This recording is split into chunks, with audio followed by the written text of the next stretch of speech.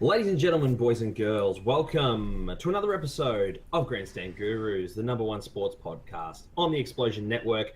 I'm one of your hosts. My name is Jack Kruse. I'm joined this week for the first time in video by Kieran Marchant and Ashley Hobley. Hey guys, how are you? How's everybody? Very good. We are very good. How can you not be good? How can you not be good? Life is good, isn't it? Except for if So you're a good. Western Bulldogs fan. Isn't it just great? So good. Isn't life just good? So good. If you didn't know, ladies and gentlemen, this is the sports podcast of the Explosion Network, the podcast where a few mates without an athletic bone between them get together every week, talk all the things we love and hate about sports, and this is going to be a very love-filled episode today. Because I'm not even going to ask what anyone's highlights were, because if it ain't what I'm about to say, the answer is wrong. Highlight from the weekend sport: Australia has its first UFC crowned its first ever UFC Australian champion in the middleweight division, one Robert the Reaper Whittaker. Interim. Let's get a clap. Let's get an interim. Don't take this. I'd like to put Let's get a interim round of into applause. that speech. Let's get a Interim, round of please. applause going for Bobby Knuckles. What an awesome way to end a pretty mediocre event.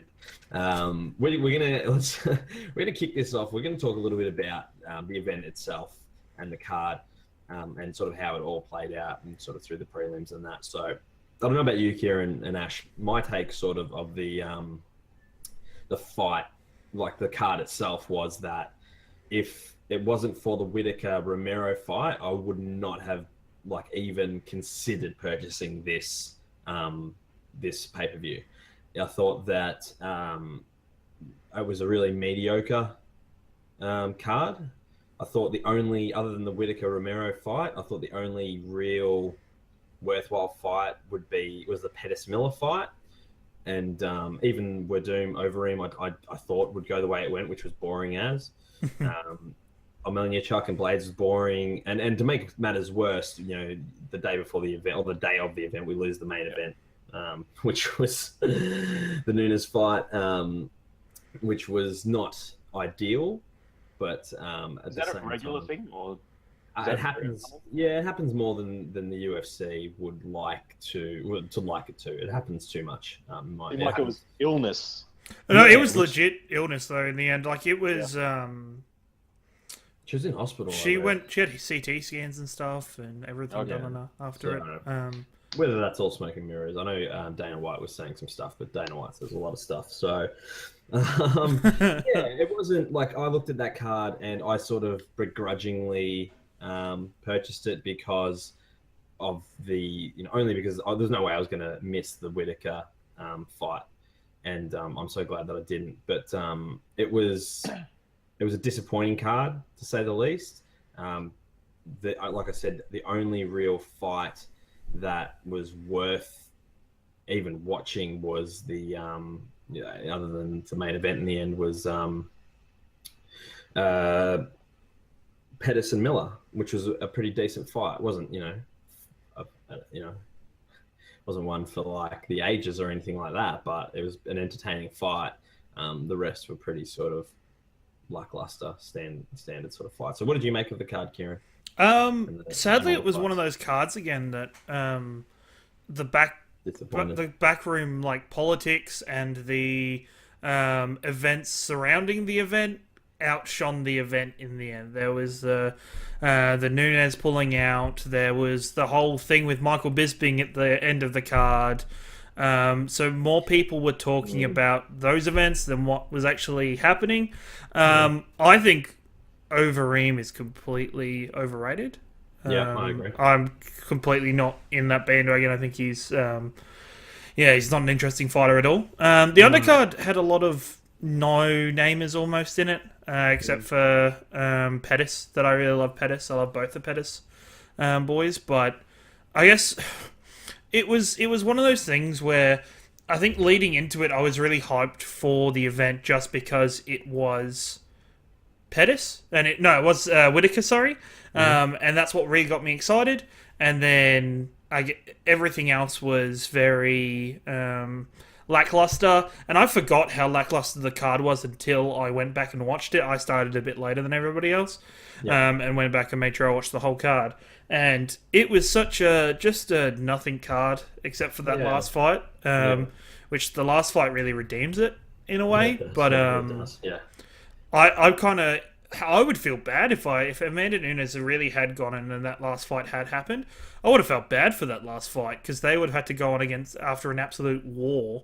And if that fight never came up to it, it would have looked 10 times worse than it probably actually was. So. Yeah, sliding doors as well though. Like you don't know if it plays out that way where it's not the main event. Maybe it goes a different way. Like, do you know what I mean? Like there's no guarantee that the fight goes exactly the way it was if it was the co-main event rather than the main event. So. But you touched on a couple of things. The undercard was obviously, Emelianchuk and Blades was a really boring fight. You know, Blades is considered to be one of the up-and-comers in the heavyweight division. He's fairly young, but it was a really disappointing fight. And the Verdum Overeem fight was just as boring up until the final round where Overeem copped a couple of shots by Verdum and he made the mistake of taking him down instead of finishing him on his feet, and he left it in the hands of the judges, and ultimately he lost, which is disappointing. So it was definitely redeemed. But I agree 100%. Before we sort of move on to the main event, I agree 100% with your assumption, your summation of Alistair Overeem. They're talking about him during the event of him being this, one of the greatest strikers in the heavyweight division, this, that, and the other, and I've never rated him. He's a drug cheat for one, which to me always puts a little bit of a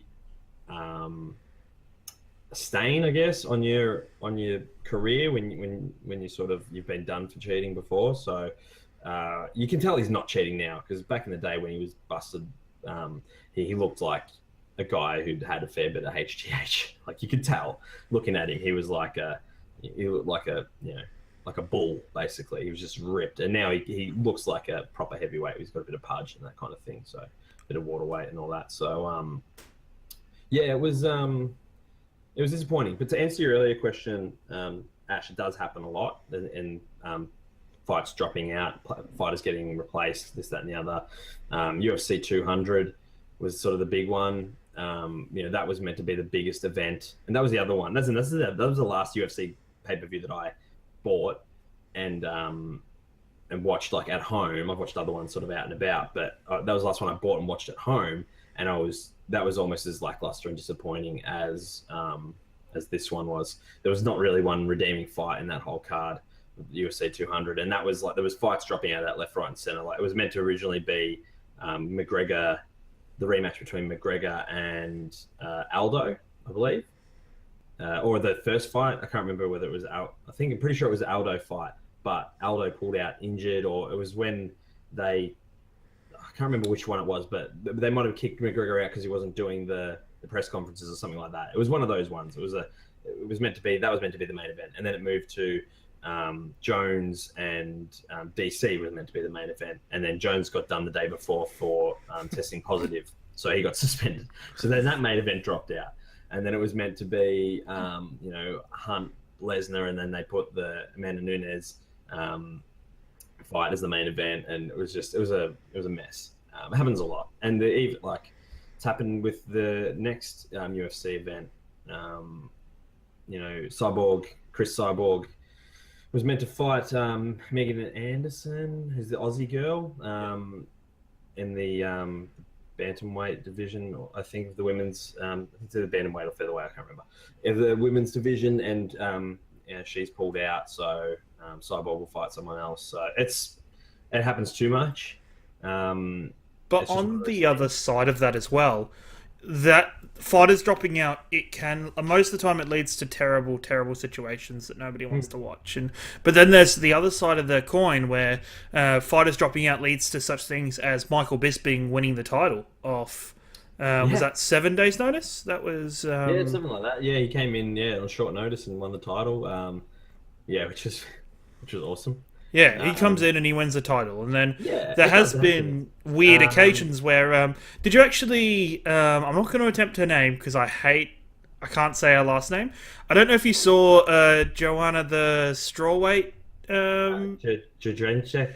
I'm not even going to attempt it because it sounds like... Joanna. Yes. Joanna, yes. Yes, Joanna. She actually said the day before, because she was in Vegas. I'll take that fight, yeah. Yeah, she was like, I'll take the fight. I'll take the fight. I'll do it on 1 day's notice.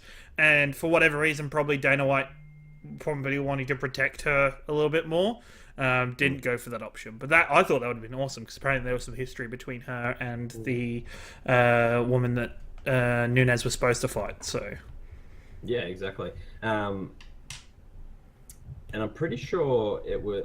If I might be wrong about this, but I'm pretty sure TJ Dillashaw was a late replacement in his title win against Renan Barrow.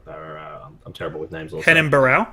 Yeah, I'm pretty sure he was a late replacement for that fight as well, and came in and won the title. So it happens. Sometimes it pays off. A lot of the time it doesn't, and you get things like we just spoke about Jones and Cormier fight from UFC 200. Jones obviously drops out because he tests positive, and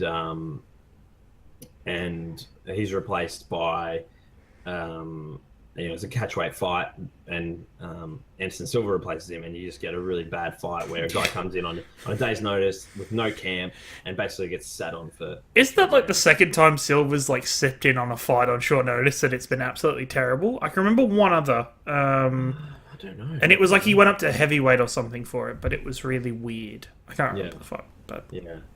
I'm not 100% sure on that, but that more often than not, it produces something pretty bad, because you get a fighter comes in on short notice, they're not prepared, and the fight's generally over pretty quickly. So, but yeah, it's sort of one of those things. That whole card was disappointing, and it was one of those ones where like I could only really justify buying like one event like a month. I'm like I could never justify purchasing 2 UFC events in 1 month, and it's so disappointing that the Whittaker fight wasn't on UFC 214, because that card is awesome. Yep, that card is awesome. Like, you've got Robbie Lawler versus Cowboy Cerrone, amazing. Sage Northcutt is fighting McDeesey in the prelims, I'm pretty sure. Cyborg's title fight, Woodley versus Damian Maia, the return of John Jones. It's gonna be crazy. It is going to be absolutely crazy.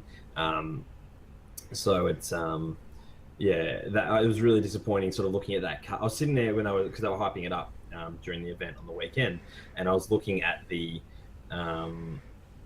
like talking about UFC 214, the fights. I'm looking, going, oh god, I would love to have bought that event. Like, that's an event I would have bought. But unfortunately, I've got to support my countrymen. Which I did, which I'm glad that I did, because it was an amazing fight, and he did, a really good job. We'll go in. Well, let's jump straight into that now. Let's jump into it. Let's review the fight. Yoel Romero, Robert Whittaker. It went the 5 rounds. The fight went differently to what I thought it would. I honestly thought it would be over really quickly. I thought that both. Either Romero would come out and win in the first with a knockout, or Whittaker would get him in like round 2 or 3. But it went completely different to how I sort of anticipated. And what was your sort of prediction, Kieran, for how you thought it would go? I thought it was going to be over quickly. I thought either Yoel would just outclass Whittaker maybe a bit too quickly, just because there is that experience disadvantage there. Mm-hmm. But no, the fight went the full 5, and that was completely unexpected. But I think there were some factors looking at the fight that led to it going that 5 rounds. So yeah, no doubt.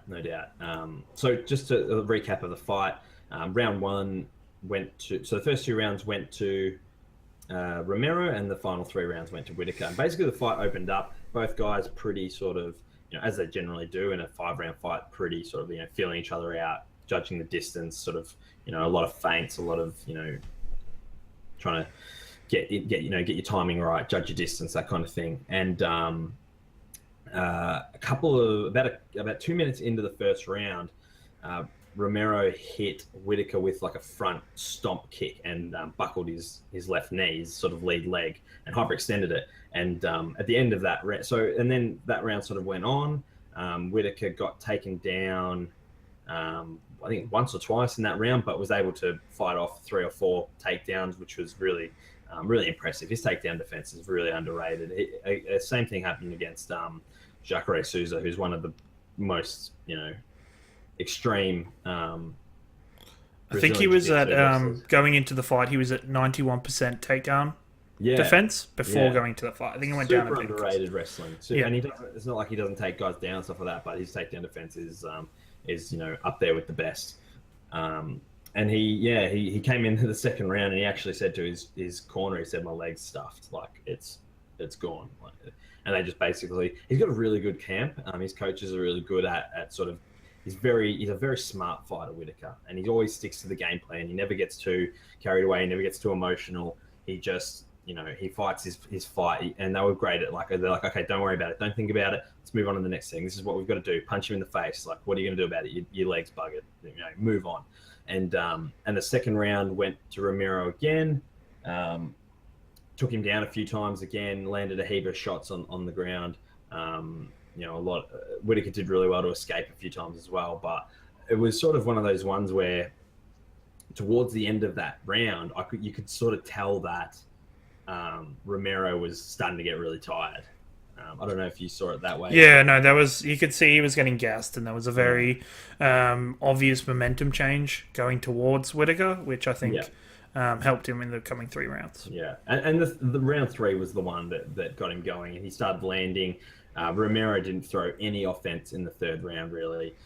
Whitaker just picked him off with jabs and front kicks, and the next 2 rounds went sort of that way. Whitaker, it was sort of the 4th round.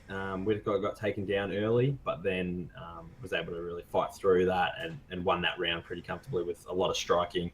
And then that final round was an absolute war.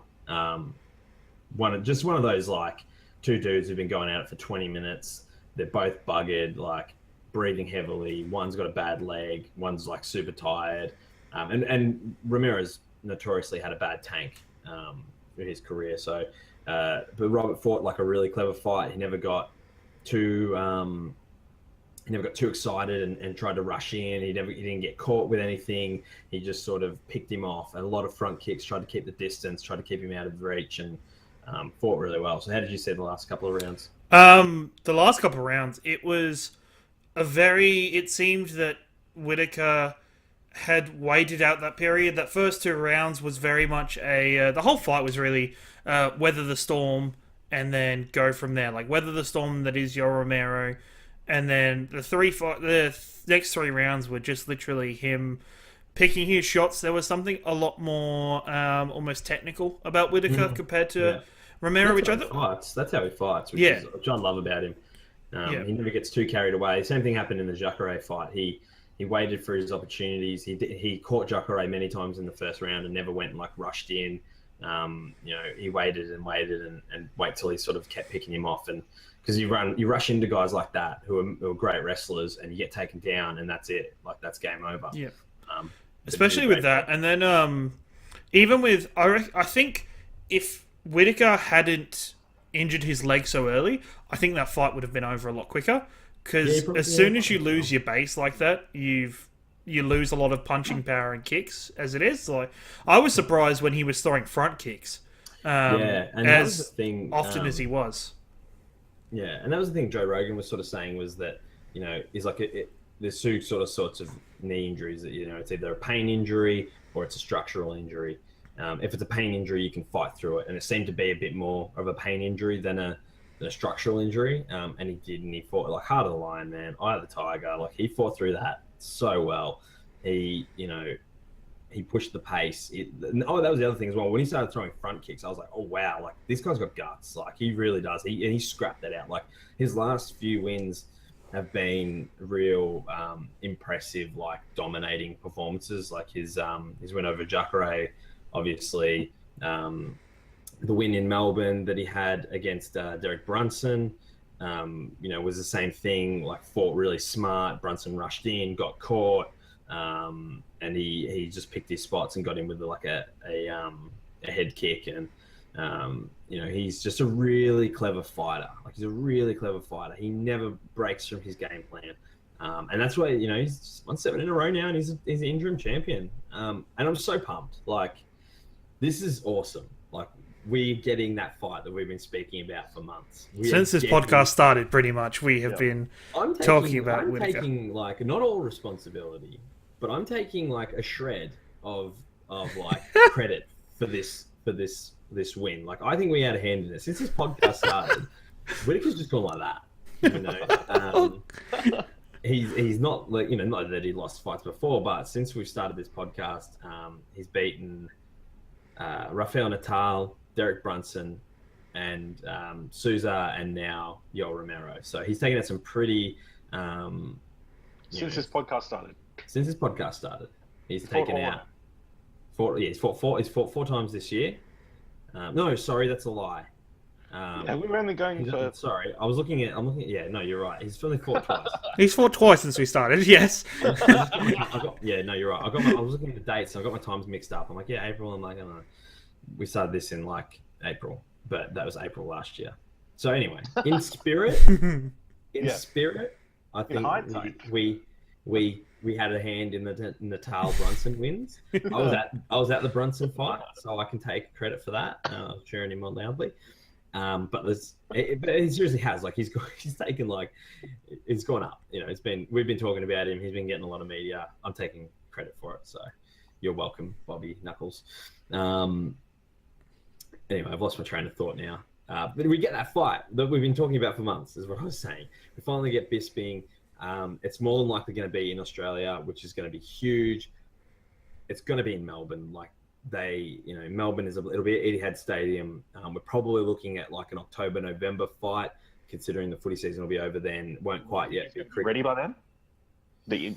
He's injured, so Bisping. That's the only. Well, no, Whittaker. Whittaker will be. Have they said how bad his knee is yet? I haven't heard anything official yet, but it wasn't like, it's just one of those ones. It was an injury that he got mid-camp that he'd sort of gotten over. And then it's obviously flared up again when he's kicked. Got kicked right in the right spot. Yeah, exactly. Like, he buckled that knee, like it hyperextended really badly. So I think it'll be, I think he'll be okay. Like, I don't see that being the type of injury that'll see him out for a while. It's not like he's done his ACL or anything like that. Touch wood. But I can sort of, I can see that being like an October-November fight at Etihad Stadium, sort of before, after footy season, before Big Bash starts. I think you'd be a bit safer putting your money on November. I think November rather than October. Yeah. I mean, I haven't looked at what the Etihad Stadium schedule is or anything like that, so I can't sort of say there might be concerts on or something like that. But it'll be a massive one. Like, there'll be 100,000 people there for that. It'll be huge. It'll be bigger than the Rousey home fight from back in the day. It'd be massive, and like that event in Melbourne, it still holds the record, I believe, for the biggest attendance at a UFC event. So that'll be huge. I'll be at that, like, 100%. Be massive. Like, and what an awesome. And that's the thing. Like, Dana White, for all of his like shortcomings or things you want to say about him, and the way he sort of operates, he loves Australia, and he loves what Australia's been really good to the UFC, and we always bring a really good crowd and sell out and stuff like that and support. So he's pretty keen to get, and he's a fan of Whittaker as well. So he's pretty keen to make that happen. And I think it just makes sense to have it in Australia. I don't think you'd do it. I mean, Bisping's had a title fight in England. He fought Dan Henderson in Manchester, I think it was, or London. I can't remember. But he fought Dan Henderson for the title in England. Which obviously he retained. So I see that fight being in Australia. I think it makes sense. And it's gonna be a war. It's gonna be an absolute war. Like, considering take the Whittaker fight versus Romero, Bisping has a tank. Bisping is known for going for 5 rounds. That's gonna be Yeah. Yeah, absolutely. They're both strikers. They're both quick. They're both really precise. They're both very calm and measured. Both have good chins. Both have great tanks. Like you said, this will be an absolute war. This is a potential to be like a fight of the year kind of fight. You just jinxed it, but it's fine. Oh, jeez, Jack. Jack. What do you mean, jinx? Jack. Okay. You're just going too high with the hype right now, okay? How can you not get hyped? As the lead Robert Whittaker podcast, we need to set the level of hype appropriately, okay? As the number one Robert Whittaker podcast on the internet. No, I mean, like, seriously, that matchup's massive. And like people sort of saying, like, about, like, obviously post-fight, Bisping gets in the ring, he does this sort of thing, throws his belt down, and, that's Bisping, right? But Bisping does that as like he doesn't do it to be like an ass. He does it to sell pay-per-views. Like, he's not doing it. He's playing the heel. Do you know what I mean? Like, Bisping's not like a bad dude. He's just smart. Like, he does. Do you think it's like a mind games thing? No, I don't. No, I think he does it to like amp the crowd up. Like, he plays the villain. He does it every single fight that he does. Yeah. He talks trash upon trash upon trash leading up to fights, and as soon as the fight's over, he's like goes over, shake the guy's hand. In the post fight, he'll be like, this guy's a warrior. Give it up. And he always says, like, I talk a lot of trash but this guy has got a lot of respect for him, blah blah blah. Like, he does it for the hype. And you can even tell, like, when he jumped, like, he's sitting at ringside and he tears up the flag and throws it towards like Romero and that kind of thing. And like, he does it, like, that's just what he does. That's his shtick. He's so smart. And this is the thing, like, he wants the paydays. He wants to make good money. And you do that by hyping it up and getting good pay-per-view. It's very much the Conor McGregor thing. It's very much the what he's done. That's what he does. Like, he's a hype builder, and you can even tell, like, when he got into the ring, because Whittaker's such a nice guy, and he's like, oh mate, we're destined to fight. Like, just give me a minute to heal up, and like, whenever you're ready, man, we'll do it. It's all cool. He did the most Australian thing. He did the most true blue Australian thing, where freaking Bisping put the title down and walked away, and you could hear Robert Whittaker, so do I get to keep that? Yeah, like, he's just like... Somebody turned away real quick. You can even tell, like, on Bisping's face, when he couldn't even keep a straight face, because he's like, throws the title down, he's like, you make me sick, you can keep that, you fight me for it, blah, blah, blah, you disgust me, blah, blah, blah, expletive, and you could just tell that he couldn't even keep a straight face, and then like he walked off, and Whittaker's like, can I keep that, or but I've never seen Dana White pick something up so quickly.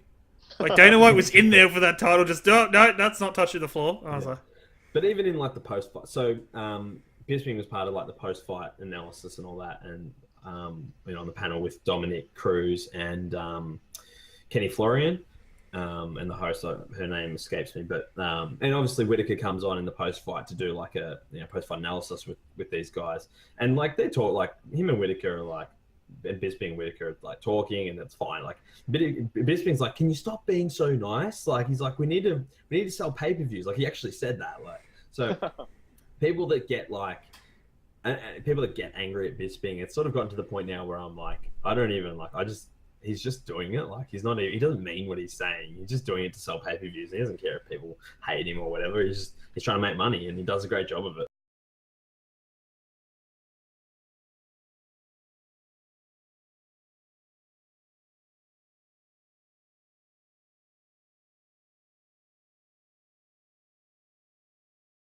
Wow. Travis Brown burst onto the scene. He was all the hype. He beat Alistair Overeem. He beat Stefan Struve. He had some big knockouts. He moved really well. He was like he was a hype fighter. Like, he was a hyped fighter. He was who else did he beat? He beat Brennan Schaub, and like he beat some Josh Barnett. Like, he beat some like early on in his go. Like, he beat some pretty good fighters. And he's just been on. He changed camps. We went to name escapes me, the same camp as Ronda Rousey, and he's just gone downhill from there. He's lost 4 in a row. He's now the most overhyped, in my opinion, fighter in the UFC.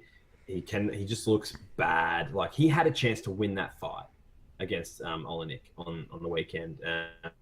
Did you catch the fight, Kieran? Did you see any of the I watched that fight. I definitely watched that fight. And Travis Brown is so hot and cold. So just... Well, he's just cold now. Like, he's not even, like... Yeah. He hasn't fights in, like, nearly 2 years, I don't think. His last fight he won was against Matt Mitrione, which was January 2016. So it's been a year and a half that he's won a fight. He's just not there. Like, he's just not a good. He just doesn't seem to be like a smart fighter. He's got all the tools. He had, I think it was in the first or second round, he had Olenek like rocked, and in the first round I believe it was, and he just couldn't finish him. Like, he just rushed in. He tried to finish it real quick, and he just fluffed it. And then Olenek got the submission like in the second, and he just doesn't look like he knows what he's doing out there. So where do you see him sort of going next?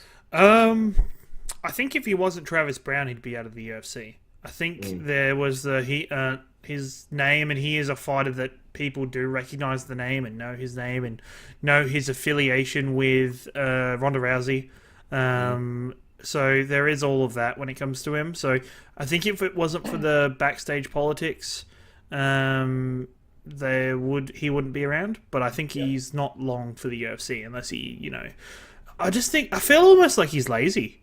I feel he's a bit contempt in his position, that on his build up to build his name and his reputation, he got so much reputation so quickly as this great fighter who was known for knockouts and who was so deadly in the ring, that he's kind of got contempt on those quotes and that reputation, that he's not putting in the work for the actual wins there. So I think either something needs to change in his camp, or he might not be long for the UFC. Yeah, no, I don't disagree at all there. Just touching on another sort of story out today, Gegard Mousasi has officially left the UFC. So he was, disenfranchised, I guess. He felt that he was next in line to the middleweight title. He thought he was ahead of Robert Whittaker, and his sort of contract talks broke down, and he's signed with Bellator now. So, which sort of is they've got some fighters there. Like, obviously Tito Ortiz has been there forever. Ryan Bader obviously left earlier this year to go to Bellator. Wanderlei Silva's there. Like, Chael Sonnen. Like, they've got some. Frank Mir as well is while he's at the moment he's banned for drugs. There's talk of him going there and having a fight, like a Brock Lesnar rematch there at Bellator, because obviously Lesnar had a 1-fight contract with the UFC, which is done. So once Lesnar and both he and Lesnar are allowed to compete again, they'll obviously do that. I think. As an uninformed person, what's Bellator like? Is it a competitor, or is it like a lower league in comparison to the UFC? Are you into wrestling at all? Yeah. So like TNA? Yeah.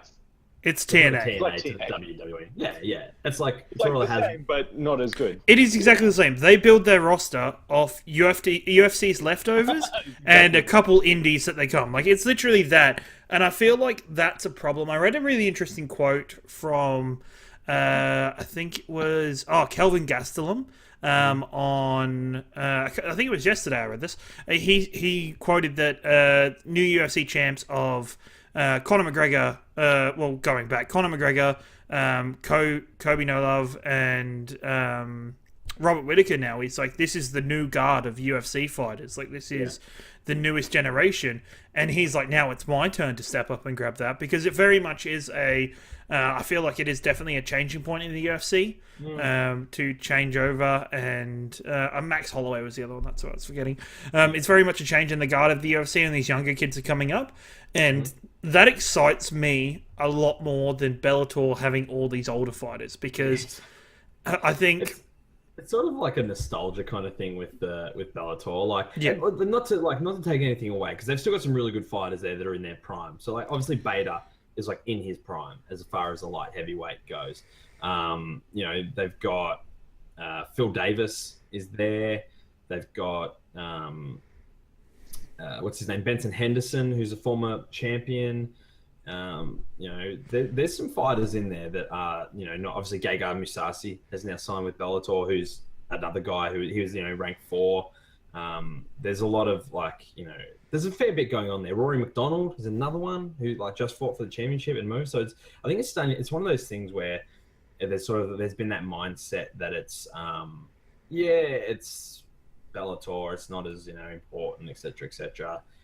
Guys like Josh Koscheck have gone there, and Kendall Grove and stuff like that. But it seems like now they're starting to be like, especially with the way that UFC handles things. Like UFC are notoriously terrible at you know, looking after their fighters, and, you know, just you know, perception things. You know, UFC's gone really weird since like they sold it, and the Reebok deal has been super odd for the way they treat their fighters. And, like, they got rid of, like, you know, with Stitch and that kind of thing. Like, they got rid of like some people that were like, whoa, like these people are like, you know, these are people who have been staples in the company forever. But there's some good fighters there, and they're getting good fighters. They're getting like top ranked fighters like Rory McDonald, Benson Henderson, you know, Gegard Mousasi. Like, these guys are good fighters, and they're going and they're signing there, and Brian Bader as well. Like, they're nothing to be. It's getting to a point now where I think the UFC would be starting to get concerned, because all that it takes, and these guys aren't massive names, but they are top contenders. All it takes is like imagine if Conor signed with Bellator or something like that. Conor has a falling out with, you know, with Dana White, and he signs with Bellator. Like, I don't know that I don't think that would ever happen. But imagine that. Like, and there's enough fighters there. Like, you know, Rampage Jackson's there. Like, Rampage Jackson would still pull a crowd. Do you know what I mean? Like, there's guys there. Like, Royce Gracie's there. Like, there's legends of the sport that are, you know, Roy Nelson's there. Like, this is there's too many comparisons I can make to that company to TNA though, and that's what stresses me the most. There's like, too many comparisons that I'm like, I say like Quentin Jackson, and like Kurt Angle pops into my head, and like Jeff Jarrett, and like I can see this period where there was like Hulk Hogan, Ric Flair, and freaking, and Kurt Angle all main eventing at one point. I'm like, why? Sting and stuff. Why? Like that. And Sting, why? But that's the thing. It's been, the perception has been that it's a bit of like a sideshow kind of thing, and the has-beens go there, and there's sort of, you know, okay fights and that kind of thing. But they're starting to get guys, like I said, like these top fighters, like top 10 fighters that are going there.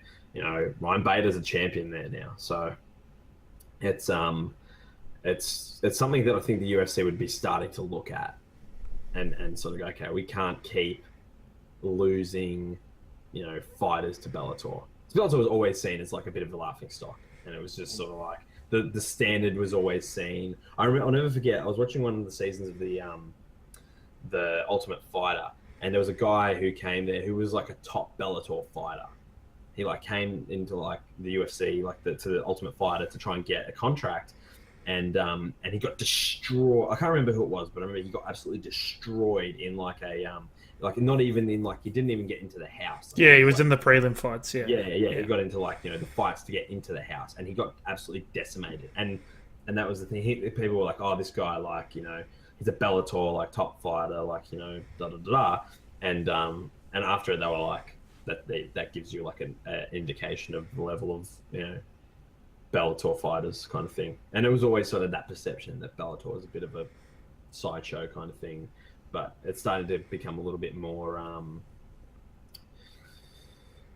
legitimate now, I think. That's probably the word. So, It's interesting. I'll be interested to see. Obviously, gay guys just crossed over. Who's next? There's a couple of divisions. What happens if? I don't even know if they have a flyweight division. They don't. They have a women's flyweight division. So by saying flyweight, are you suggesting that Mighty Mouse goes there?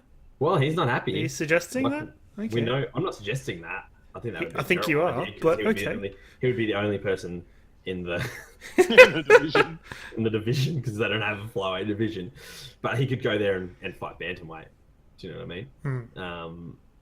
He's one of those ones that's disenfranchised. He's not happy. He's not getting what he wants. He's fighting championship fights on Fox, fight night cards. All it would take is for a big name like that to go, and then the UFC would be, but alarms will start going off. All they need is for a champion to walk out one day and be like, drop the belt, and be like, I'm out, and go and fight Bellator.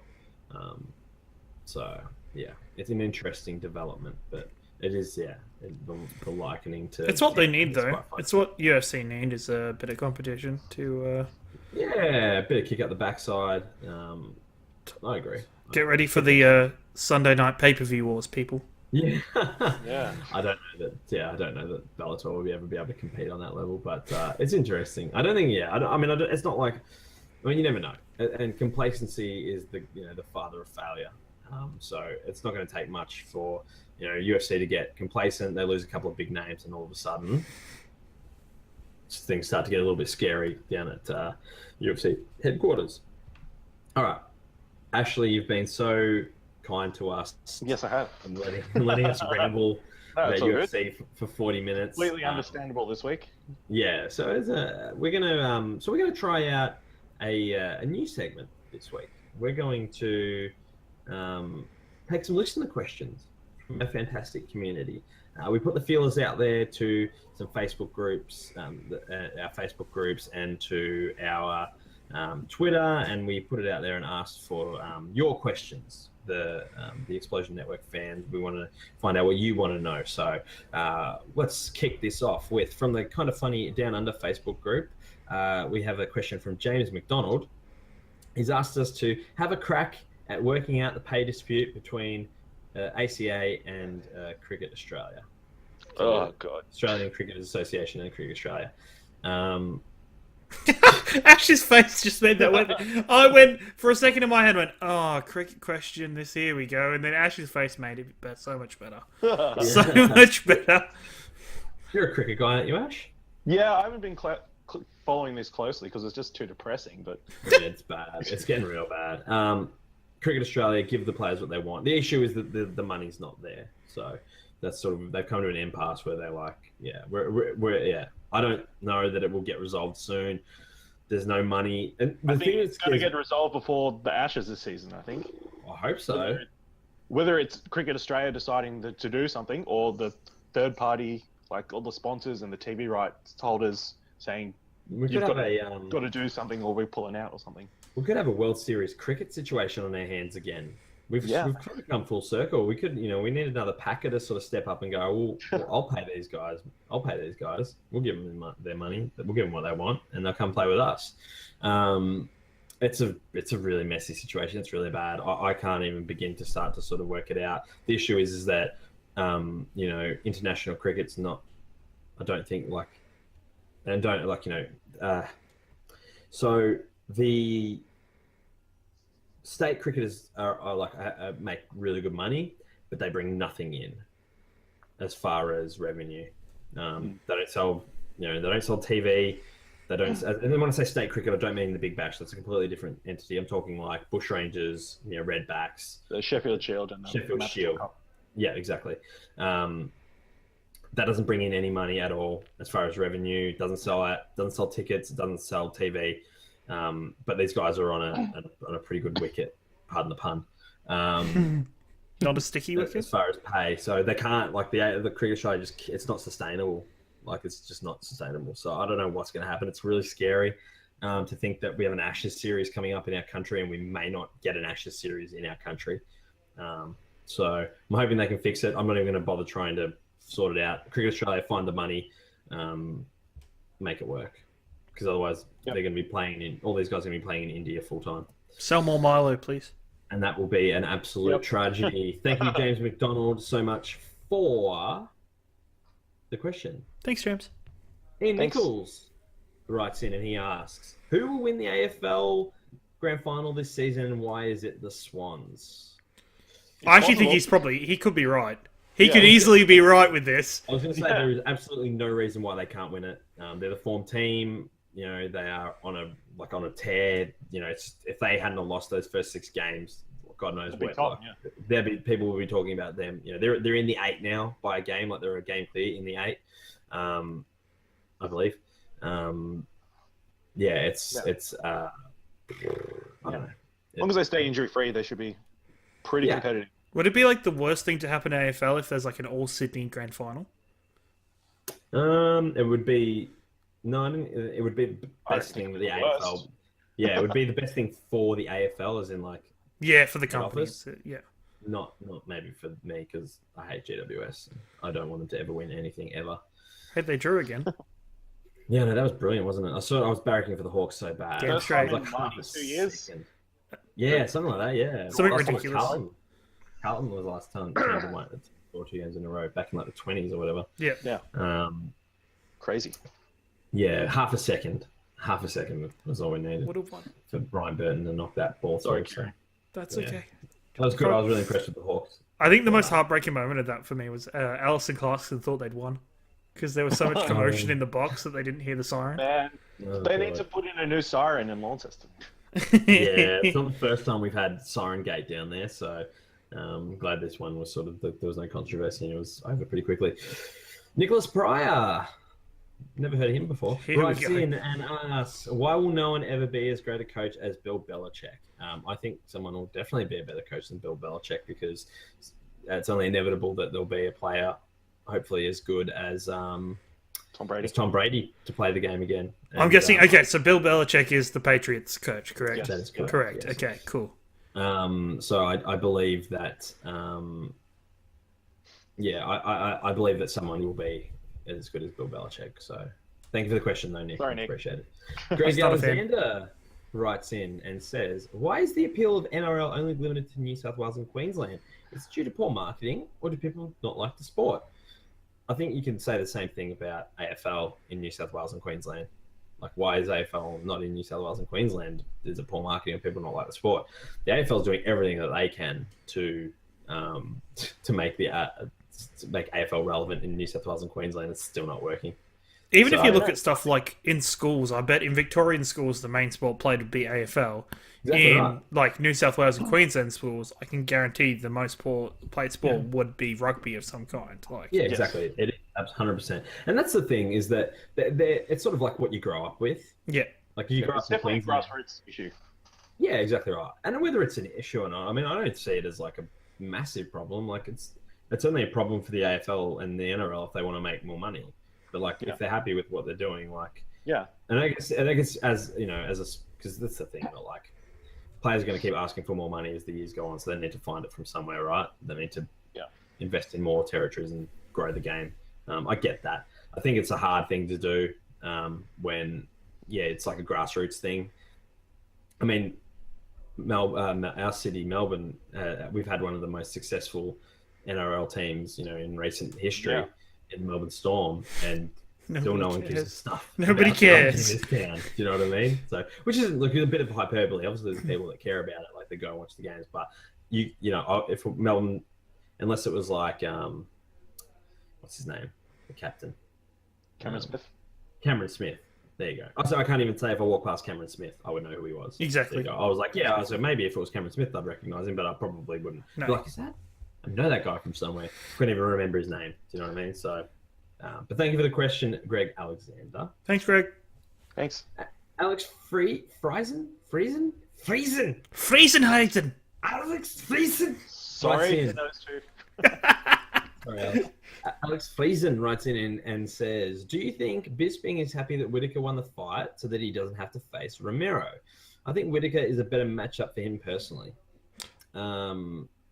I think it's an interesting question. It's an interesting question. I think as a personal question, I think it would be easier for Bisping to punch in the face of Yoel Romero, because I feel like there's some almost legit beef there, where I think there's respect and camaraderie between Robert Whittaker and Bisping. I'm of the personal opinion that it's going to be a better fight with Whittaker, because I think Romero might have destroyed Bisping. Like, I don't know 100% there. Now seeing the Whittaker fight, maybe that's not as true as I thought prior to the Whittaker fight, but yeah, I think either way, Bisping would have come at the fight 100%. He's that type of guy, so yeah, oh yeah, for sure. I think Bisping, I think Bisping would have preferred to fight Romero, only because I think he thinks it would sell more pay-per-views. I don't know that, like, I could see him really trying to get Whittaker to like arc up and like make a thing of it, but where it's easy for him to sort of have that dialogue where, you know, Romero's a drug cheat and this, that, and the other, and Bisping like just hammering him about that and getting a real hate sort of dialogue going. So I think he probably wanted to fight Romero because it's an easier fight to sell pay-per-view wise. As far as fight, like as a matchup, I don't think he would care. I think he would take a fight against anyone. But as far as like who he would want to fight, I think he would have wanted to face Romero. I think Bisping is a better. Whittaker's a better chance to beat him than Romero is. Thank you for the question, Alex Fleeson. Old mate Jared Howard. What up, Jared? Writes in and asks, with the sporting codes around Australia always talking about expanding their leagues, where do you think they should expand and why? Examples: AFL, NRL, A-League, NBL, etc. I think AFL needs a regional Victoria football team. Which is not a good financial thing at all. That's me being selfish going, if there was one near me. Yeah, if there was a football club near me, that'd be great. Because then I wouldn't have to go as far to watch like all these teams. Yes. Which is greedy, but it wouldn't make any money. So that's never going to happen. I think, I mean, for me, we've spoken about this before on the show. Tasmania is where the AFL should go. I think it's just the right thing to do as a footy person. I think Tassie deserve to have a team. They're a footy state. Like I'm one of those guys that I'm like a footy traditionalist. Like I'm a purist. Don't mess with the rules. Don't change it. Just leave it how it is. I don't like it when they change things. I like things to stay the way that they are. And I think that, going to Sydney and putting another team in Sydney and going to Queensland and putting another team in Queensland was not the right move. They should have put one of those teams in Tasmania. Because Tasmania is a footy state. Do you know what I mean? So that's me as a footy tragic, sort of, and a bit of a romantic wanting that to happen. I think if the AFL expanded again, it would definitely be into Tasmania. I think if they wanted to add a second team to even it up, maybe like North Queensland with like ties to Northern Territory would be. I was going to say, or Darwin or something, even though Darwin's a freaking it'd be hard away, but. To be, and the issue that we have, and like it gets talked about as well when people are sort of shouting down these ones in like regional Tasmania, Darwin, that kind of thing, is that it's hard enough to get players to want to stay in Adelaide and Perth and Brisbane. Do you know what I mean? And the Gold Coast when they come from, because the majority of kids are drafted from Melbourne, obviously, it's a Melbourne sport. And it's hard enough for the Brisbane Lions to be able to get kids to stay in sunny Brisbane and Gold Coast and Adelaide, you know what I mean? So it's how are you going to make an 18-year-old kid who's grown up in Melbourne his whole life and has gone to bloody old Zavs or something like that, how are you going to make him go to bloody Darwin? Yeah, that's true. And live in the Northern Territory? It's just not going to happen. He's going to want to get get drafted back. New Zealand? A team in New Zealand? God forbid. No. Yeah. That'd be a monster. No, that'd be the worst. Like, imagine it. Just chuck it out there. Maybe. Obviously, the talk is they're going to put in another Brisbane team. Which would probably be smart because Brisbane's just huge, and to get another team in there was probably the smartest financial decision they could make. But the other one that I'm pretty much a fan of is to have a Papua New Guinea team. Papua New Guinea is like NRL rugby league is the national sport over there. It's like a huge deal. So if they had their own team, I think that would be a big boost for the game. That'd be pretty cool, yeah. Spot on, Bevan. Yeah. Perfect. Good. And A-League, Tasmania again. Yeah. That's why. The only one that really... And then double up all the other states, sort of. So they have derbies, is what they want to do. Yeah. Perfect. Thank you so much, Jared, for that. And thank you so much for holding my spot in the line at Kind of Funny Live 3. I will forever remember that. Thanks, Jared. You're a homie. Yeah, the homie Jared. Homie. John O'Peck asks, will Darren Jarman questions be considered? No, they will not. From Twitter, at Buddy Watson 12 writes in and says, Origin. So this one will be for you, Ash. Origin, first try scorer, result, margin, man of the match, and man of the series. He's been a bit greedy there. Oh, it's only half done. So first try scorer, I've got Valentine Holmes. Result, I'm going Queensland 16, New South Wales 12. Keep in mind we're recording on Tuesday, so it's the day before Origin 3. So by the time you're listening to this on Thursday, you'll know I'm right. You'll know whether he is right. Yep. So man of the match, I've put down Cooper Cronk in what could probably be his last match. He's don't know what he's going to do next year, so hopefully he goes out with a bang. And man of the series, I'd have to say Dane Gagai, assuming Queensland win, because he was been stellar games 1 and 2, and I can't see him doing. I expect him to do the same in game 3. So very good. There's the big 3. Good on you. Bring it, buddy. He also asks thoughts on New Zealand Lions penalty controversy. Yeah. So what happened? From what I didn't actually watch the game. I only just caught up on what the problem was. Apparently, there was a penalty just before the end of the match to New Zealand that was awarded, but got reversed by television decision and the sideline refs. It seemed to be they came to the right decision in the end. So what else can you do? And it's the All Blacks who failed, so I don't really care. Good call. And then finally, Buddy Watson asks, is the NRL top 8 final? It's pretty much final. I think there's a chance that St. George could drop off. They've just gone to shit. Gone to terrible. So either Penrith or the Warriors maybe could sneak into the 8, but that's about it. Yeah, sorry, Joe. Perfect. No, that's fine. I can edit that out. That's no drama. Thank you so much, Buddy Watson 12. Thank you, buddy. Thanks, buddy. Buddy, our good friend from at Review Culture. Go follow, I believe it's at RVC Podcast. Search Review Culture on Twitter. Download him on iTunes. Awesome podcast, friend of the show. So thank you so much, buddy. He's been on this show. So yes, friend of the show, Buddy Watson. Thank you so much. Another friend of the show or the network, at Brendan 8-Bit from 8-Bit, the Hungry Gamers podcast, writes in and he says, another one for Ash. Biggest story of the NBA off season. The one I've picked that I think it is Gordon Hayward. He signed with the Celtics. Yeah, I was actually going to say, it's Hayward. I have input for this, guys. Yeah. No, it was... That move has catapulted the Celtics to being contenders for next season. And they were already like, they're in a really good redevelopment period, and their redevelopment has jumped so far in maybe the last month or two. It's ridiculous.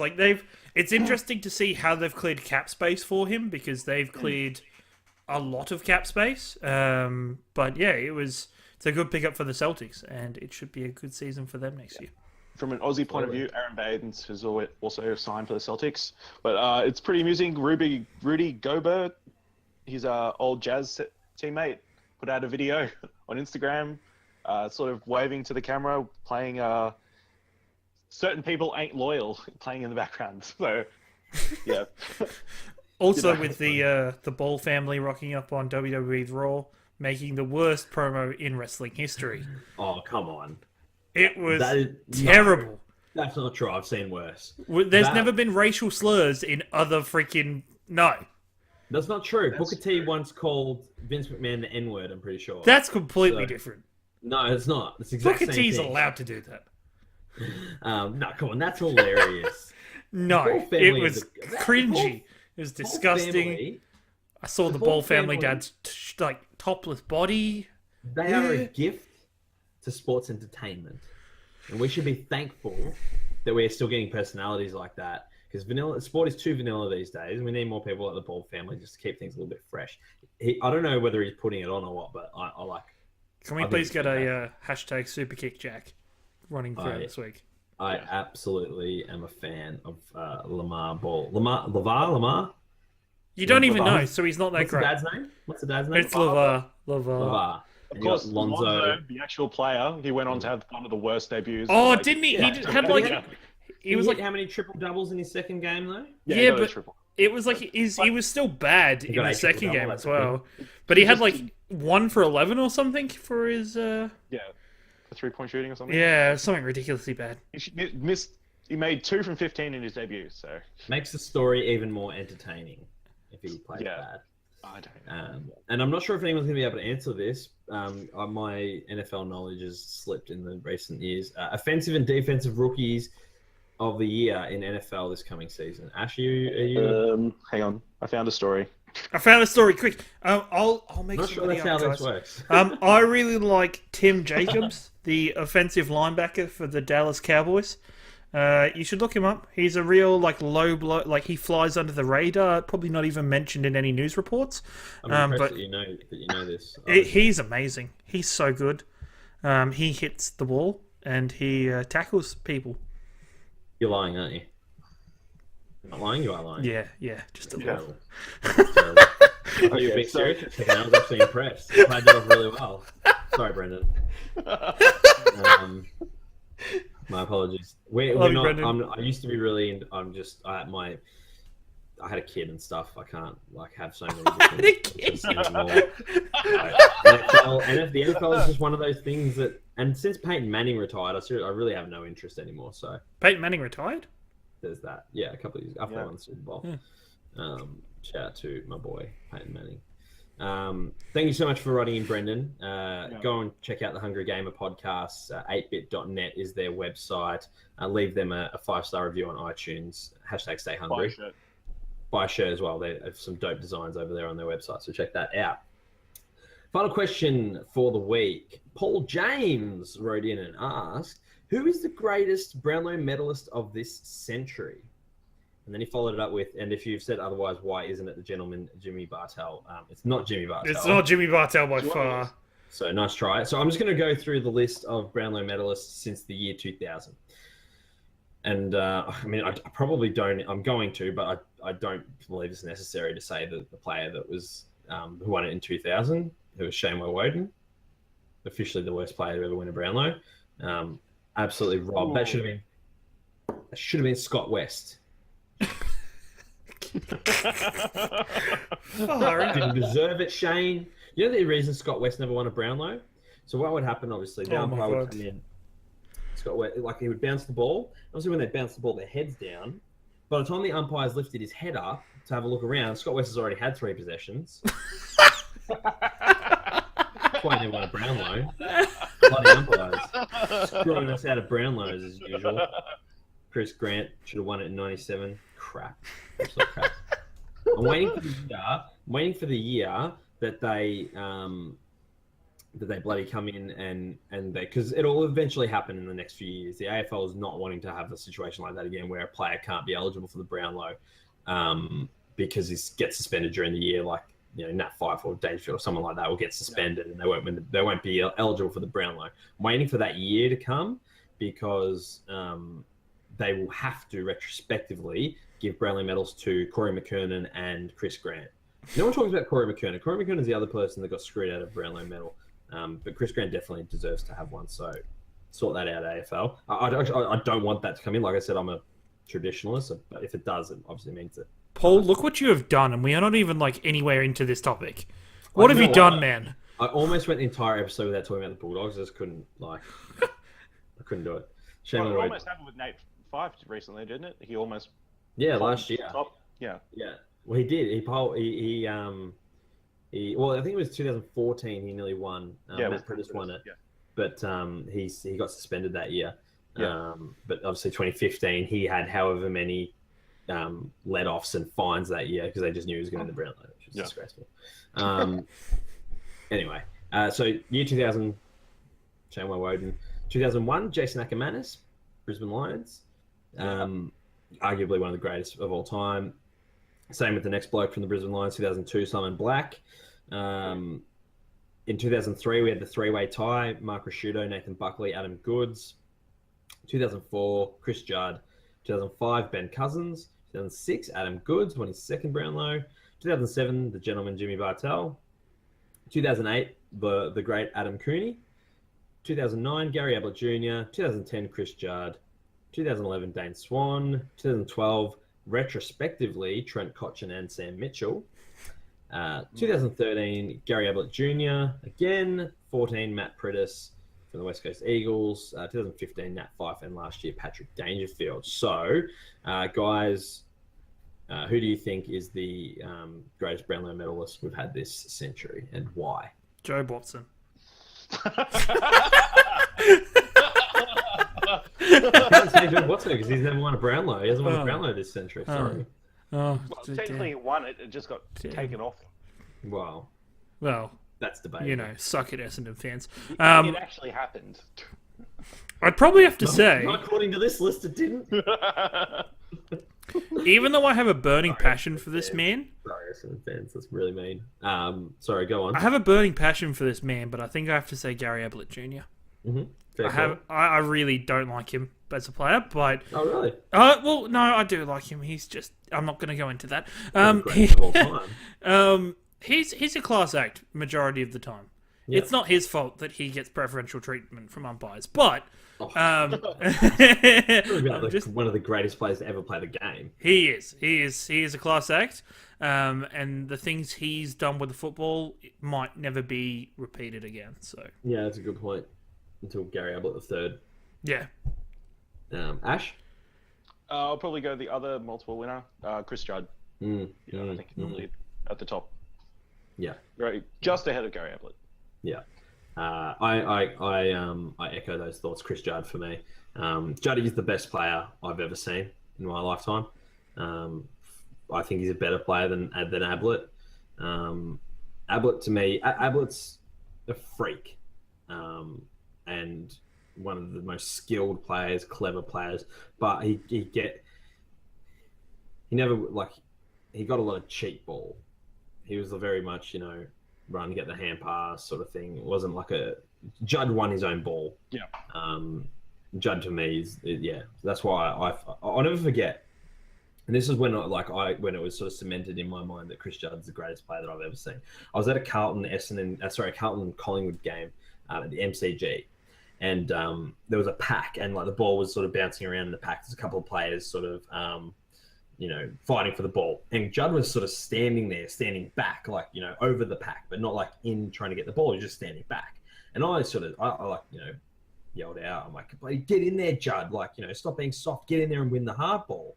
And all of a sudden, in a split second, it's almost like he heard me. The ball somehow has just popped up out of this pile of bodies into his hands.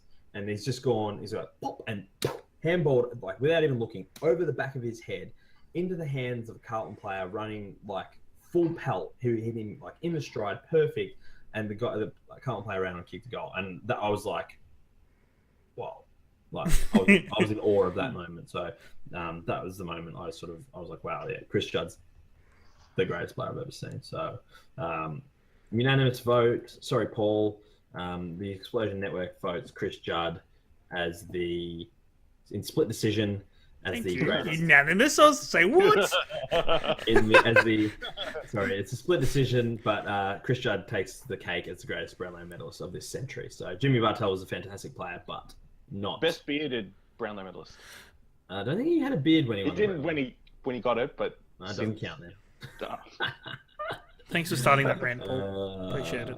That was the last of our questions. Thank you so much for writing in, guys. It's much appreciated. You are the lifeblood of this network, and we couldn't do it without you. And we do it all for you. So thank you so much for writing. And we'll revisit this segment again soon. Ladies and gentlemen, boys and girls, this has been another episode of Grandstand Gurus, the #1 sports podcast on the Explosion Network. You can find all of our content over at www.explosionnetwork.com. We've got Platinum Explosion, the #1 PlayStation podcast in the Oceanias. We just had a very special guest on this week, Ryan Betson from the Pop Culturist, so go and check that one out.